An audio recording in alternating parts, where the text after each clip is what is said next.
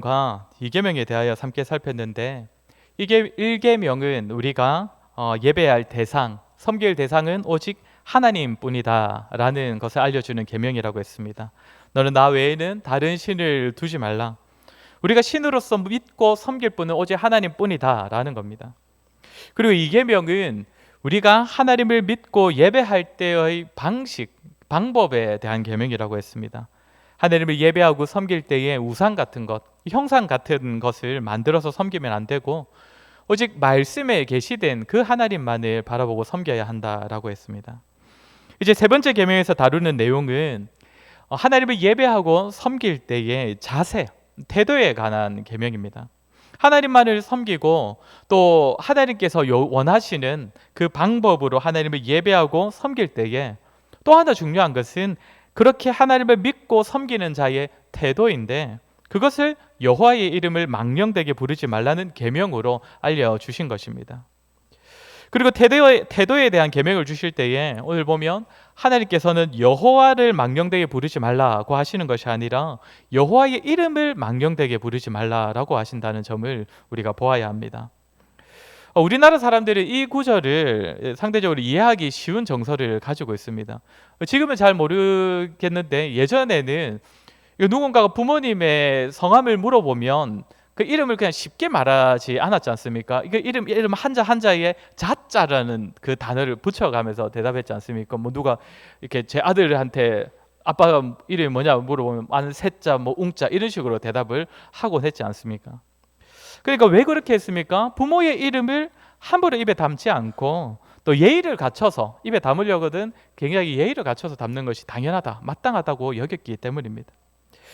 유대인들은 하나님의 이름에 대하여서 비슷한 그런 마음을 가지고 있었습니다. 하나님의 이름을 함부로 불러서는 안 된다는 그 사실 때문에 유대인들은 아예 하나님의 이름을 부르지 않으려고 했습니다.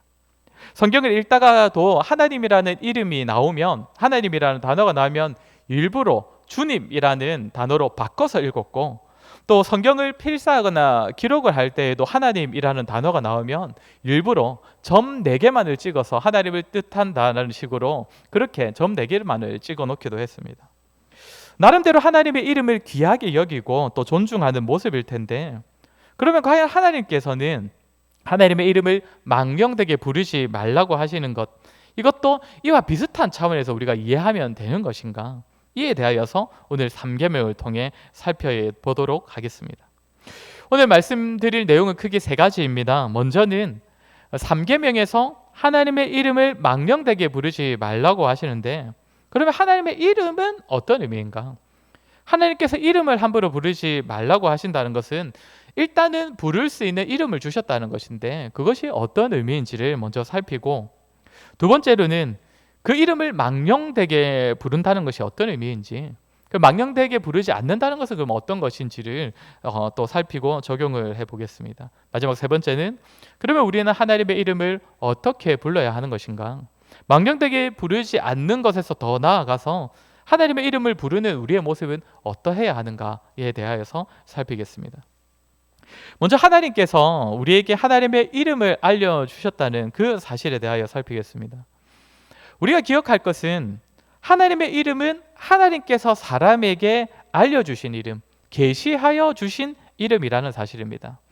그러니까 사람들이 어떤 계기를 통하여서 하나님의 존재에 대해서 발견을 하고, 그래서 사람들 안에서 사람들끼리 우리가 이제는 그 존재에 대해서 하나님이라고 부르자 이렇게 정하여서 사람들이 붙인 이름이 아니라 하나님께서 직접 알려주신 이름, 직접 계시하여 주신 이름이 성경에 나타나는 하나님의 이름이라는 것입니다. 그러면 하나님께서는 사람들에게 왜 하나님의 이름을 알려주셨겠습니까? 사람으로 하여금 하나님의 그 이름을 부를 수 있도록, 하나님의 이름을 불러 찾을 수 있도록 주신 것입니다. 사람도 이름이 있음으로써 그 존재를 찾고 부를 수가 있는 것처럼 하나님께서 자신의 이름을 계시하여 주셨다는 것은 사람으로 하여금 나의 이름을 불러라, 나의 이 이름을 불러서 나를 찾으라고 주셨다는 것입니다. 그렇게 유대인들과 같은 태도는 사실상 잘못된 태도입니다. 물론 하나님의 이름을 함부로 부르지 않으려고 하는 그런 태도를 우리가 비난할 수는 없지만, 하나님께서 알려주신 이름을 나는 부르지 않겠다, 그 이름을 입에 담는 것은 아주 불경한 것이다. 그런 식의 생각은, 그런 식의 유대인들의 생각은 잘못되었다는 것입니다. 하나님께서는 알려주신 그 이름으로 불려지시기 위하여서 우리에게 하나님의 이름을 알려주신 것입니다. 그렇게 종교개혁자 루터는 삼계명에 대하여서 말하면서 사람이 하나님의 이름을 망령되게 부르는 것은 잘못된 것이지만 신자는 하나님께서 알려주신 그 이름을 자주 항상 많이 불러야 한다라고 가르칩니다. 하나님께서 알려주신 이름으로 하나님을 부르는 것은 상당히 중요하다는 의미이지요. 그리고 또 하나 하나님께서 이름을 직접 알려주셨다는 것은 알려주신 그 이름으로 불리기를 원하신다는 의미입니다. 나중에 더 살피겠지만 하나님께서 이름을 알려주신 것은 그저 사람이 하나님을 찾을 때에 좀 편해라고, 좀 쉽게 찾으라고, 그냥 이름 없는 것보다 있는 게 더 편하지 않겠냐면서 주신 그런 것이 아닙니다. 사람들도 이름을 지을 때에 나름대로 그 이름의 의미를 담아서 그 이름의 의미를 가지고 그 사람에게 있기를 바라면서 그렇게 이름을 지어주지 않습니까? 제가 예전에도 말씀드렸는지 모르겠는데 참고로 제 이름의 뜻은 세상 세자의 영웅웅자입니다. 세상의 영웅이라는 건데 거의 신성모독적인 이름 아닙니까? 예. 사실 이제 뭐 한자로 보면 같은 한자인데 이제 아버지는 다른 뜻으로 사실 이름을 지으셨습니다. 인간 세자의 수컷웅자. 사실상 수컷 남자라는 뜻으로 아버지는 이제 지으신 건데 제가 이제 뜻을 찾아보니까 막 영웅이라는 뜻도 있고 해서 제가 이렇게 저는 이제 소개할 때마다 세상 세자 영웅자라고 이렇게 소개를 합니다. 아무튼 사람들도 이름에는 반드시 의미를 담아서 짓습니다. 그렇다고 근데 사람에게는 그 이름이 아무리 좋은 뜻이라고 해도 그 이름이 그 사람을 완전하게 나타내는 것은 아닙니다. 그렇지 않습니까? 그 이름과는 전혀 다르기도 합니다. 그런데 하나님께서 직접 알려주신 하나님의 이름은 완전히 하나님의 존재를 나타내는 이름입니다. 우리 잠언 18장 10절 말씀을 우리 한번 같이 읽어보겠습니다. 잠언 18장 10절 말씀입니다. 시작. 여호와의 이름은 견고한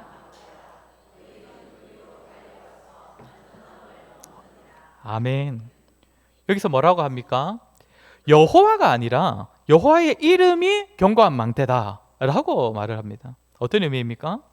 사실 여호와께서 견고한 망대이신데 여호와라는 이름이 곧 그 여호와 하나님을 정확하게 나타내는 것이기 때문에 여호와의 이름이 견고한 망대다라고도 말을 한다는 것입니다. 성경에 이런 식의 표현이 굉장히 많이 나오지 않습니까? 여호와의 이름은 어떠어떠하다.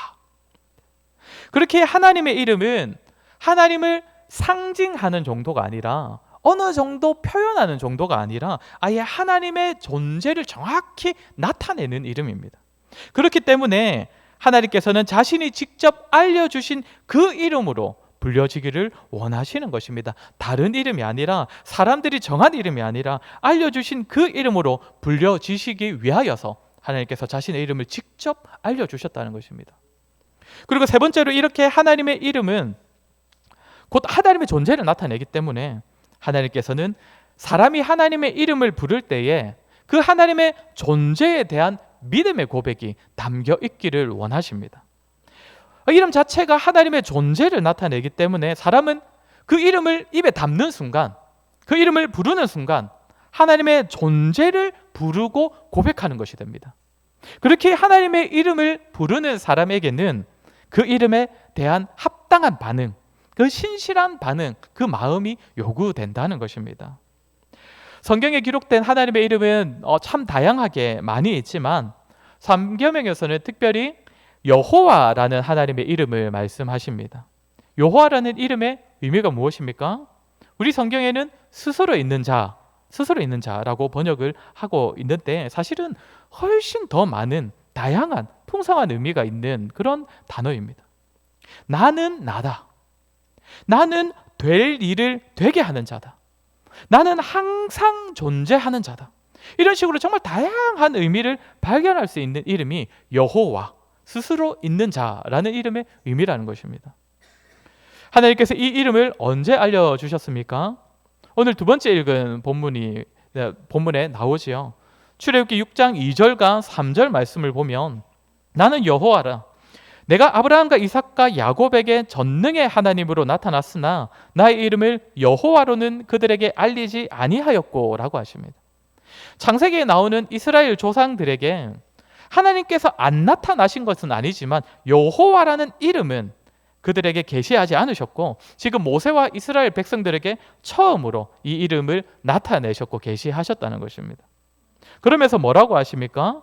4절과 5절, 오늘 보면 4절과 5절을 한번 같이 읽어보도록 하겠습니다. 시작. 가나안 땅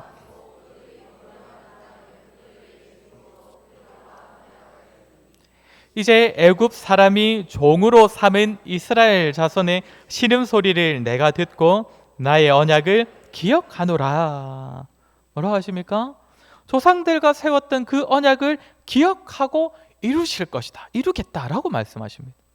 즉 여호와라는 이름으로 자신을 나타내시면서 스스로 있는 자라는 그 이름으로 자신을 소개하시면서 나는 항상 있는 존재, 나는 변하지 않는 존재이기에 너희 조상들에게 세운 그 언약에 대하여서도 나는 잊지 않았고 그 언약에 대한 마음이 변하지 않았고, 그리고 나는 될 일을 반드시 되게 하는 존재이기에 그때 세운 언약을 지금 바로 완전하게 성취할 것이다. 그래야 그 언약에 따라 너희 이스라엘을 애굽으로부터 구원할 것이다. 이 말씀을 하시면서 여호와라는 이름을 백성들에게 알려주셨다는 것입니다. 그러면 여호와라는 이름을 소개받은 이스라엘에게는 그 이름에 대하여서 어떤 마음이 있어야 하는 것입니까? 내가 지금 부르는 이 여호와는 정말 참으로 그런 분이시다. 언약을 신실하게 성취하시고 나아가 나의 구원을 약속대로 이루시는 분이시다. 그 고백이 담겨 있어야 하는 것입니다. 이렇게 하나님께서 자신의 이름을 사람에게 알려주신 것은 그 사람으로 하여금 하나님의 이름을 부르도록 알려주신 것이고, 그리고 나아가 그렇게 알려주신 이름대로 불리기를 원하시면서 직접 이름을 알려주신 것이고, 나아가 사람이 그 이름에 나타난 하나님의 존재를 믿는 마음으로 정말 신실한 그런 반응으로 불려지기를 원하시기 때문에 사람에게 하나님의 이름을 알려주신 것입니다. 그러면 두 번째로 하나님의 이름을 망령되게 부른다는 것은 그러면 어떤 의미인가입니다. 망령되게 부르지 말라고 하시는 것을 보면 분명 잘못되었다는 뜻인데, 그러면 어떤 의미인가? 여기서 말하는 망령되게 부른다라는 말은 사실 좀 다양한 의미를 가지고 있는 단어입니다. 가볍게 부른다, 헛되게 부른다, 거짓되게 부른다, 또 악하게 부른다, 이런 식의 다양한 의미를 찾아볼 수가 있습니다. 비슷비슷해 보이지만 엄밀하게 따져보면 이 네 가지 의미가 다 다른 의미입니다. 먼저 하나님의 이름을 악하게 부르는 것, 쉽게 말하면 그 이름을 모독하는 것이 하나님의 이름을 망령되게 부르는 것입니다. 하나님을 모독하기 위하여서 하나님의 이름을 입에 담는 것이 3계명을 어기는 죄라는 것입니다. 사실 이것은 뭐 어려운 의미가 아니죠. 당연히 하나님의 이름을 모독하면 그 하나님의 이름을 망령되게 부르는 거 아니겠는가? 레위기 24장 16절을 우리 한번 같이 읽어보겠습니다. 레위기 24장 16절입니다. 시작. 여호와의 이름을 모독하면 그를 반드시 죽일지니 온 회중이 돌로 그를 칠 것이니라. 거류민이든지 여호와의 이름을 모독하면 그를 죽일지니라. 네. 이 구절 바로 앞에 나오는 사건이 있는데 누군가가 하나님의 이름을 직접적으로 모독한 첫 사건입니다. 누군가가 다른 사람과 싸우다가 하나님의 이름을 모독했다고 합니다. 아마도 하나님의 이름과 관련된 어떤 이유 때문에 다른 사람과 다툰 것 같습니다. 그러면서 하나님의 이름을 모독하는데 사람들이 다들 놀라지 않았겠습니까? 뭔가 잘못되었다는 것은 아는데 그럼 어떻게 해야 될지 몰라서 하나님의 명령만 기다리고 있는데 하나님께서 모세를 통하여서 하신 말씀이 저 말씀입니다. 하나님의 이름을 모독하는 자는 반드시 죽이라.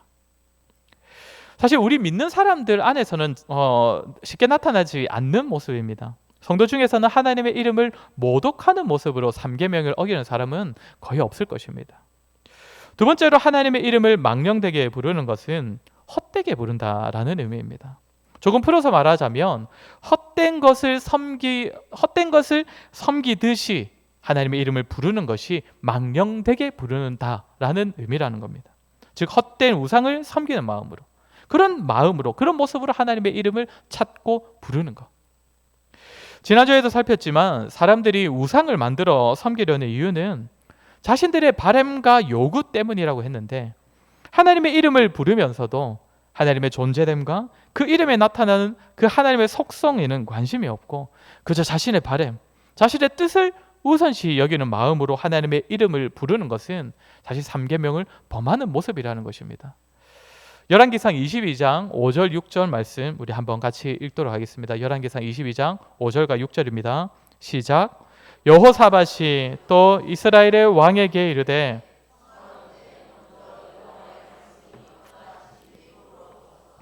이스라엘의 왕이 이에 선지자 400명쯤 모으고 그들에게 이르되 내가 길랏 라못에 가서 싸우랴 말랴. 그들이 이르되 올라가소서. 주께서 그 성읍을 왕의 손에 이 이야기를 아마 많은 성도님들이 알고 계실 것입니다. 유다 왕 여호사밧과 또 북이스라엘의 왕 아합이 연합하여서 아람과 전쟁을 벌이려고 하는데, 유다 왕 여호사밧이 아합에게 당신의 나라에 그 선지자들이 좀 있지 않습니까? 우리 먼저 하나님의 뜻을 물어보고 전쟁하러 갑시다 라고 합니다. 이때 아합이 선지자 400명을 불러 모아가지고 물어봅니다. 내가 올라가야 되겠느냐 말아야 되겠느냐. 그러니까 선지자들이 뭐라고 대답했다고 합니까? 쳐들어가십시오. 하나님께서 그 성읍을 왕에게 주실 것입니다. 그런데 사실 이 대답은 하나님으로부터 나온 대답이 아니었습니다. 선지자들이 그저 왕에게 잘 보이고 싶어서 왕이 원하는 대답을 일부러 골라 했던 것입니다. 왕에게 잘 보이고 싶어하는 그 의도와 바람 때문에 하나님의 뜻, 하나님의 이름을 이용했던 것이죠. 이처럼 사람이 하나님의 이름을 찾고 부르되 나의 뜻, 나의 의도, 내가 원하는 바를 위해 하나님의 이름을 언급하고 이용하는 그런 마음으로 부르는 것이라면 그것은 하나님의 이름을 망령되게 부르는 모습입니다. 우리도 한번 돌아보아야 하지 않겠습니까? 우리는 언제 하나님의 이름을 찾고 부르고 있습니까? 그때에 우리의 마음가짐은 어떠합니까? 우리의 뜻과 우리의 바람보다 하나님의 그 이름에 나타난 그 하나님의 존재를 믿는 믿음과 또 하나님께서 그 이름 가운데 나타내신 그 신실하심을 바라보며 정말 우리가 정말 믿음으로 그 하나님의 이름을 부르고 있습니까? 우리는 우리의 바람으로 인하여 망령되게 하나님의 이름을 부르고 있지는 않는지 늘 조심해야 할 것입니다. 세 번째로는 하나님의 이름을 거짓되게 부르는 것이 하나님의 이름을 망령되게 부르는 모습입니다. 하나님의 이름에는 반드시 하나님의 존재가 나타난다고 했는데 사실 그 이름을 부르고 높이는 것에는 별로 관심이 없고 적절히 이용하려고만 하는 그런 모습이 거짓된 모습입니다. 이 예가 사도행전 5장에 나오는 아나니아와 삽비라의 이야기입니다. 이들은 성도였습니다. 물론 참 성도는 아니었겠지요. 교회 공동체 안에 있었던 자들입니다. 이들은 다른 성도들과 함께 하나님의 이름을 부르고 고백하는 자들이고, 그래야 다른 성도들처럼 자신들도 자기들의 재산을 팔아서 그 물질을 하나님께 바치기도 했습니다. 교회 공동체에 바치기도 했습니다.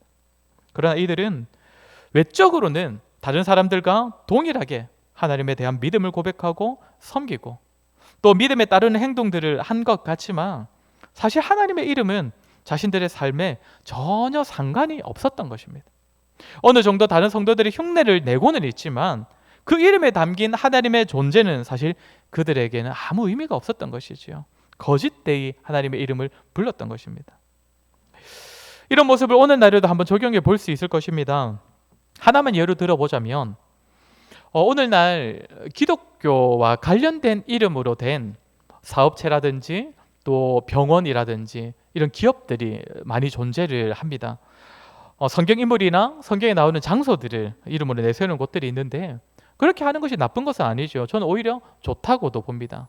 그런데 만약 그렇게 하나님의 이름을 내세우면서도 세상의 기업들, 세상의 병원들, 세상의 사업체들보다 전혀 다를 바가 없는 모습이라면 오히려 때로는 그들보다 더 악하고 또 잘못된 모습을 범하고 이기적인 모습이라면 그것은 하나님의 이름을 거짓되게 만드는 것입니다. 하나님의 이름에 담긴 의미와 전혀 어울리지 않는 모습으로 이름만 하나님과 관련되어 있고 저 이름을 이용만 하려는 모습이라면 그것은 3계명을 범하는 그런 모습이라는 것입니다. 그리고 네 번째로 하나님의 이름을 가볍게 여기는 것도 망령되이 부르는 모습입니다. 사실 개인적으로는 이 부분이 오늘날 성도들이 가장 범하기 쉬운, 삼계명에서 가장 범하기 쉬운 모습이 바로 이 부분이 아닌가 생각됩니다. 하나님의 이름을 가볍게 부르는 것이 안 부르겠다는 것도 아니고 믿지 않겠다는 것도 아니고 가볍게 부르는 것이 뭐 그리 큰 죄겠는가 라는 마음 때문에 하나님의 이름을 가볍게 부르곤 한다는 것입니다. 그러나 우리가 이것을 조심해야 하는 이유는 하나님의 이름을 가볍게 부르는 것에서부터 앞서 살핀 하나님의 이름을 헛되게 부르고 하나님의 이름을 거짓되게 부르는 그런 모습이 시작될 수 있기 때문입니다. 그래서 우리는 하나님의 이름을 가볍게 부르지 않도록, 가볍게 여기지 않도록 상당히 주의를 기울여야 합니다. 미국이라는 나라를 보면 그들이 하는 욕에서 하나님의 이름이 언급되는 경우들이 있지 않습니까? 지저스 크라이스트라고 하는 그런 말이 우리는 볼 때 그냥 직역을 해가지고 예수 그리스도를 말하는 건가 이렇게 생각이 될 수도 있지만 사실 미국 사람들이 그렇게 말하는 것은 욕을 하는 겁니다. 욕. 오마이 갓이라는 표현도 사실 거기서 갓은 사실 하나님을 뜻하는 용어이긴 한데 그 사람들이 진짜 하나님을 외쳐 부르는 그런 용어입니까? 그렇지 않습니다. 그저 자기가 충격받고 놀랐을 때 자기의 감정 표현을 하기 위해서 갓이라는 하나님의 이름을 이용하고 있는 겁니다. 가볍게 여기고 있는 것이죠. 사실 한국교회 성도들도 조금은 조심해야 하지 않나 생각되는 부분입니다. 사실 저도 좀 가끔 잘못을 저지르는 부분이긴 한데 별 의미 없이 생각 없이 하나님의 이름을 입에 담기도 합니다. 어떤 경우가 있겠습니까? 그 일상 가운데 주여라고 하면서 이렇게 한숨 쉬는, 사실 만약 뭔가 진짜 좀 큰일이 있을 때 진짜 우리가 마음을 담아서 주여 어찌합니까? 정말 이런 마음으로 우리가 주여라고 한숨을 쉬는 거라면 그것은 잘못됐다 할 수 없겠지만 진짜 그냥 내 한숨에 내 감정 표현에 하나님의 이름을 가져다 쓰고 싶은 거라면, 그러니까 우리는 좀 이런 것들 가볍게 여기고 있지 않습니까? 이런 부분을 상당히 조심할 수 있어야 한다는 것입니다. 우리는 하나님의 이름을 결코 가볍게 여겨서 가볍게 사용해서는 안 될 것입니다. 이렇게 하나님의 이름을 망령되게 부르는 것이 어떤 의미인지 또 어떤 경우가 있는지를 살폈는데, 그러면 마지막으로 결국 3계명에서 하나님께서 우리에게 요구하시는 것은 무엇인가 하는 겁니다. 우리가 하나님을 예배하고 섬길 때에 우리가 어떠한 마음과 태도와 자세로 하나님의 이름을 부르기를 원하시겠습니까? 사실 이미 앞에 내용들을 다루면서 언급되었던 내용들인데 이제 정리하는 차원에서 다시 말씀드리겠습니다. 한마디로만 한다면 우리는 우리의 입으로 하나님의 이름을 부를 때에 무게감을 가지고 있어야 합니다. 다시 말해 성경의 표현대로라면 하나님을 경외하는 마음으로 하나님의 이름을 불러야 한다는 것입니다. 예배 때는 물론이고 일상적인 삶 가운데서 하나님의 이름을 부를 때에도 우리가 정말 한숨 가운데 주여라고 말하면서도 우리는 정말 무게감을 느끼면서 하나님을 경외하는 그 마음 가운데 하나님의 이름을 불러야 한다는 것입니다. 이사야 29장 13절 말씀 우리 같이 읽겠습니다. 이사야 29장 13절 말씀입니다. 시작. 주께서 이르시되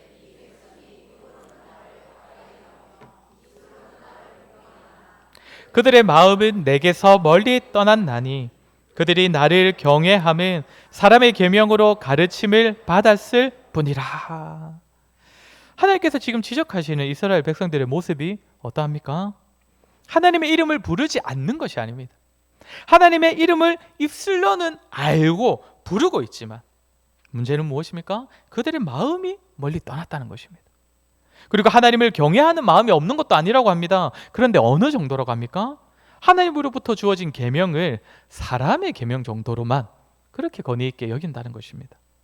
이런 모습이 하나님을 경외하는 마음이 없는 모습이고, 이런 마음으로 우리가 하나님의 이름을 부른다면 그것은 우리가 3계명을 범하는 것입니다. 하나님의 이름을 부를 때 그 이름에 나타나는 의미로 인한 경외심이 반드시 있어야 한다는 것입니다. 우리 주님께서 우리에게 가르쳐 주신 기도에서 나오는 첫 번째 간구가 무엇입니까? 아버지의 이름이 높임 받으시기를 원한다라는 기도입니다.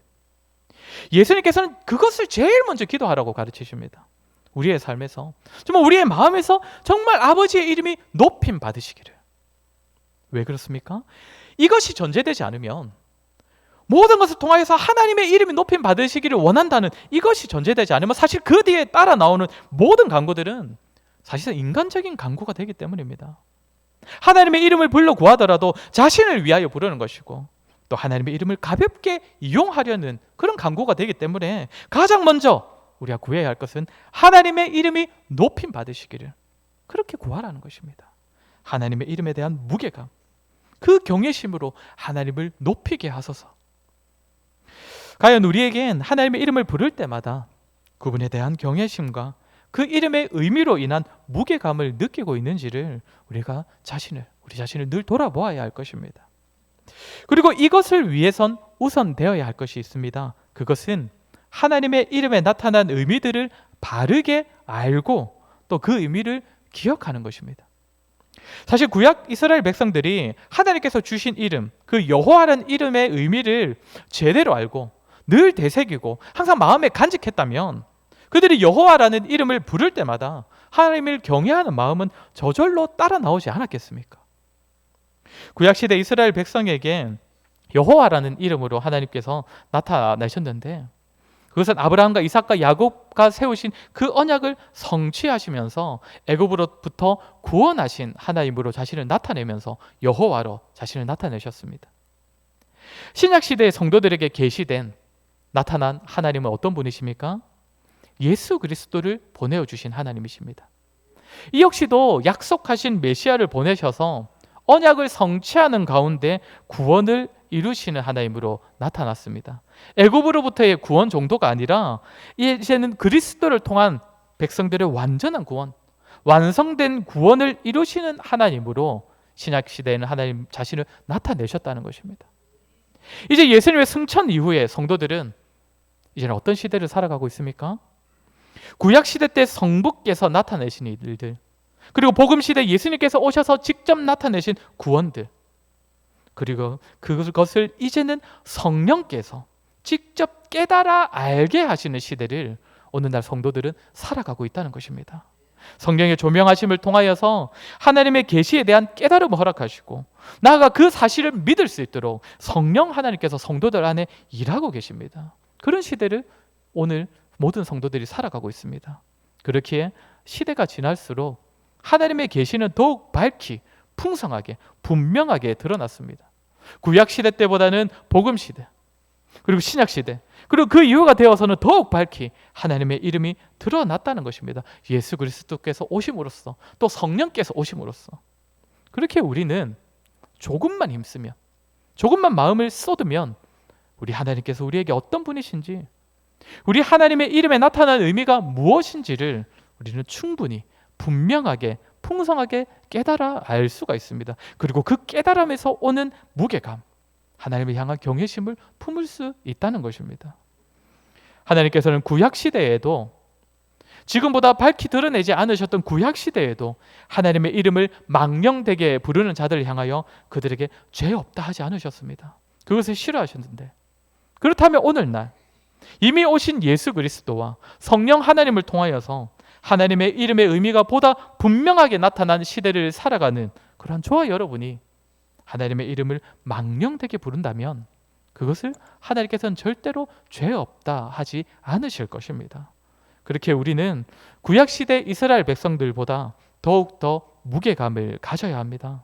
하나님의 이름을 더 풍성히 알 수 있도록 허락하셨기에 우리는 어떻게든 하나님을 바르게 아는 데에서부터 시작되는 경외심으로 하나님의 이름을 부르고 찾고 예배해야 할 것입니다. 말씀을 마무리하겠습니다. 사랑하는 성도 여러분, 우리를 위해 주신 하나님의 이름을 예배 때만이 아니라 정말 일상 가운데서도 부지런히 찾고 또 부르시고 또 그 이름을 가까이 하시는 여러분이 되시기를 바랍니다. 특별히 그때에 하나님의 이름의 의미를 분명히 알고 그 이름에 합당한 모습으로, 합당한 마음으로, 경외심으로 하나님을 높이고 예배하는 그러한 저와 여러분이 되었으면 좋겠습니다. 그리하여 우리의 예배가, 우리의 섬김이, 우리가 하나님을 찾는 그 부르짖음이 하나님께서 기뻐하시는 모습, 하나님께서 연락하시는 모습이 되기를 주의 이름으로 간절히 소원합니다. 우리 시간에 들은 말씀을 기억하며 한번 같이 기도하도록 하겠습니다. 우리의 모습 한번 돌아보았으면 좋겠습니다. 우리는 혹시 일상 가운데서, 예배 가운데서 하나님의 이름을 망령되게 부르는 죄를 범하고 있지는 않습니까? 나의 발음 앞에서 정말 나의 발음을 위하여 하나님의 이름을 부르고 가벼운 마음으로 하나님을 부르고 성도라는 이름에 전혀 어울리지 않는 모습으로 살아가고 있지는 않습니까? 우리 시간 이런 모습이 우리에게 있다면 하나님의 이름을 가볍게 여겼고 그 이름에 합당한 마음과 삶이 없었던 우리를 용서해 주시옵소서.